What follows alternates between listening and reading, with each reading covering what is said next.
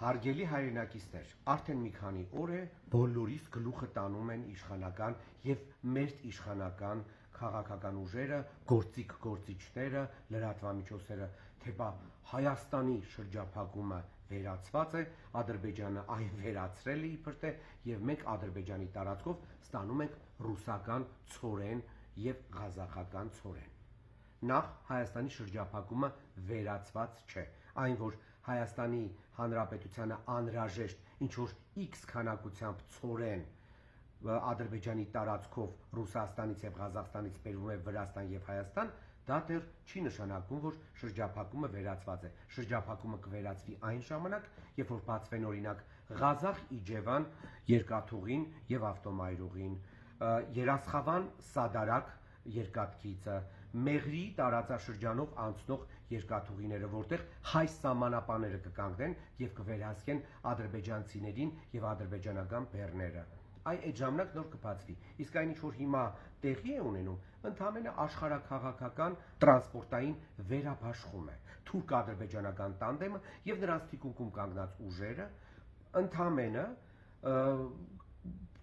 նվազեցնում են Հայաստանի կախվածությունը այս պայի դրությամբ Ռուսաստանից։ Իդեպ Ռուսաստանն է ակտիվ սրան մասնակցում է։ Ենթադրում են, որ պաշտոնական Մոսկվան համաձայնեցված հանձնում է Հարավային Կովկասը թուրք-ադրբեջանական տանդեմին եւ նրանց տերերին։ Սա այլ հարց է։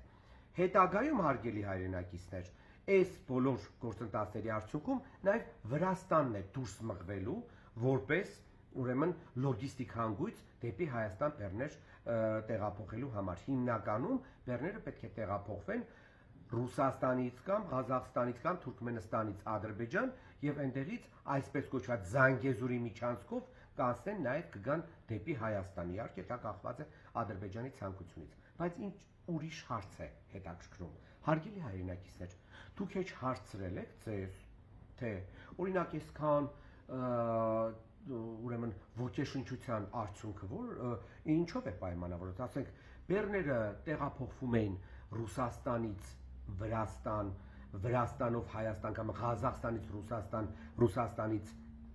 Վրաստան եւ Հայաստան, դա մեզ համար մեկ էր։ Հայ սպառողի համար կարևոր է այս պարագայում ապրանքների էժանացումը։ Որևէ մեկը, հարգելի հայրենակիցներ, մեզ ասել է, որ ցորենի գինը էժանանալու է, հացի գինը էժանանալու է։ Ոչ ոք չի ասել։ Եվ ես շատ զարմացած եմ, թե մեր հասարակության հատկապես այդ նիկոլական հատվածը ինչի վրա է ուրախանում։ Ինչի վրա եք ուրախանում, հարգելիներս։ Որ եթե հացահատիկը չի էժանանում, եթե ալյուրը չի էժանանում, ինչի վրա եք ուրախանում, որ ել ավելի եք թուրքերից կախվածության մեջ ընկնելու, դա իր ժամանակը ունի եւ եթե այսպես շարունակվի, մենք ոչ թե կդառնանք թուրք-ադրբեջանական վիլայետ, այլ կդառնանք ընդհանրապես սանջակ։ Իռևան կենտրոնով։ Դուք այդպես հպարտացեք։ Հաջորդիվ լինելու են ել ավելի մեծ հարվածներ եւ ամենակարևոր հարվածը թուրք-ադրբեջանական տանդեմը հասցնելու է Հայաստանի գյուղատնտեսությանը։ Դուք սպասեք։